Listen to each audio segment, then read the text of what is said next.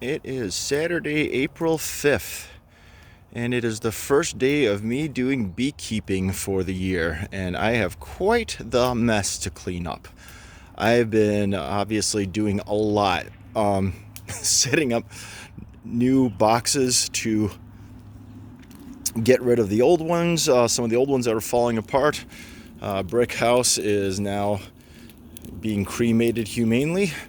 And so I ended up getting some new wax dipped wood ones that I set up in their place. And yeah, I did some work that sometimes the bottom of the hives are empty and the top ones are getting filled.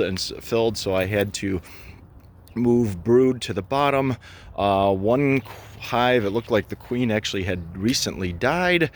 Another one, it was kind of inconclusive what was going on for me, but I really couldn't spend a whole lot of time because it's in the upper 40s, cloudy, and the bees were spicy.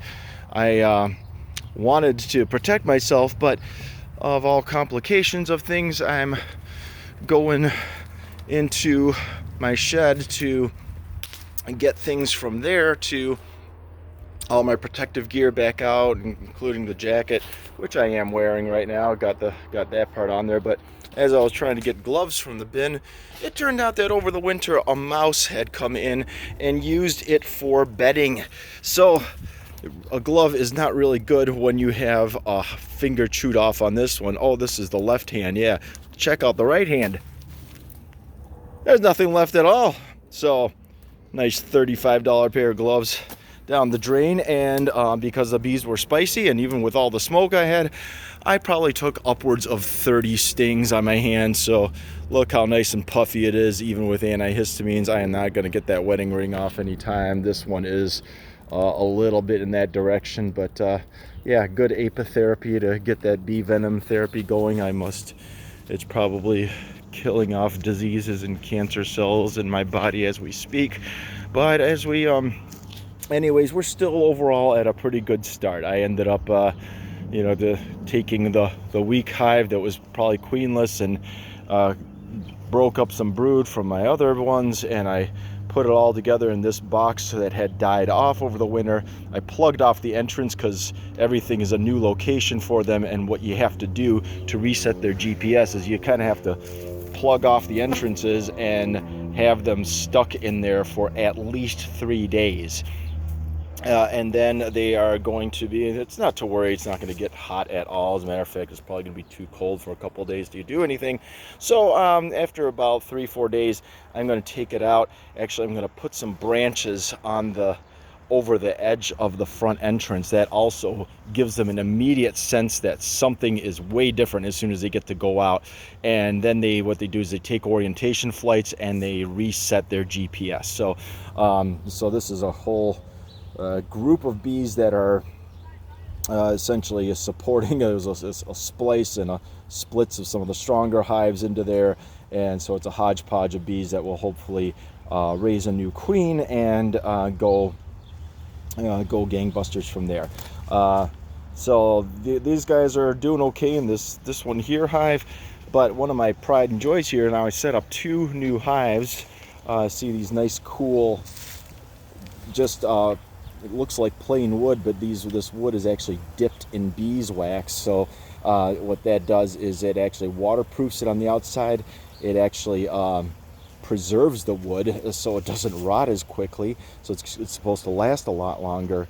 And so I'm in a good place where it's just gonna be fun. I just like the natural look too. So did that to set up some of the hives with better boxes.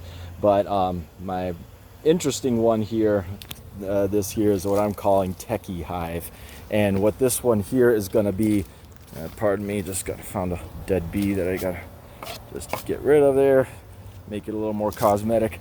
But this was the one where earlier in the winter time I told you I ordered a few things for it to start monitoring through an app the activity of the hive, and I hope to be able to expand it, but this year is going to be my learning curve. So the hive right now is sitting, first of all, on an electronic scale underneath there. This is Broodminder.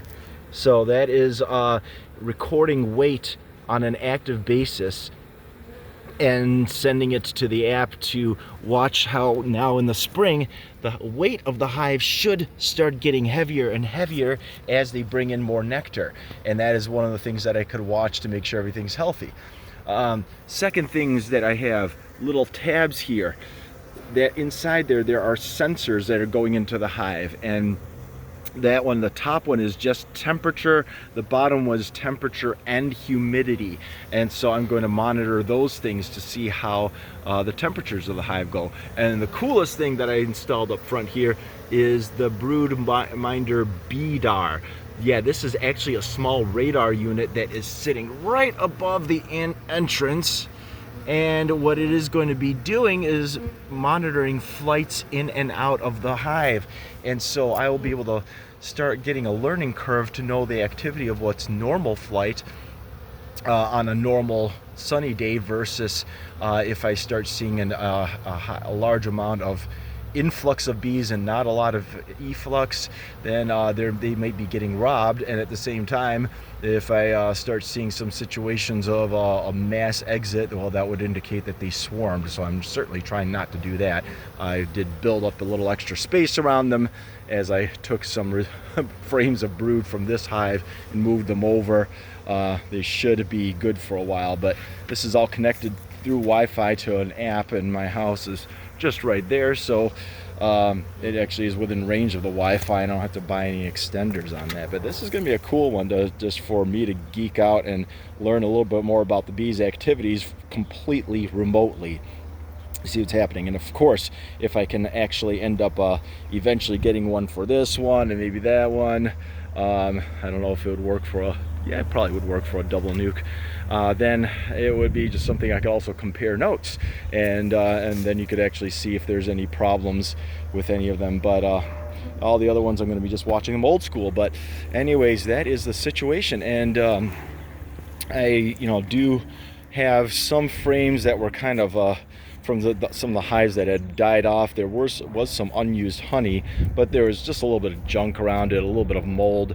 And so what I did is I put them all in this box for the bees to rob out. It's actually easy access. There's no bees in there, and they'll be able to bring clean honey back in their hives. And then the hope would be that I can actually maybe get a harvest before the normal time of July, but we'll see. It all depends upon the weather, the amount of rain we get, and of course the health of the bees. If they grow very quickly and manage to be able to build up their numbers for foraging. So that is what's going on here, and I have got more than a little bit of cleanup work ahead of me, so I'm going to get on to that now. Have a great day, everybody.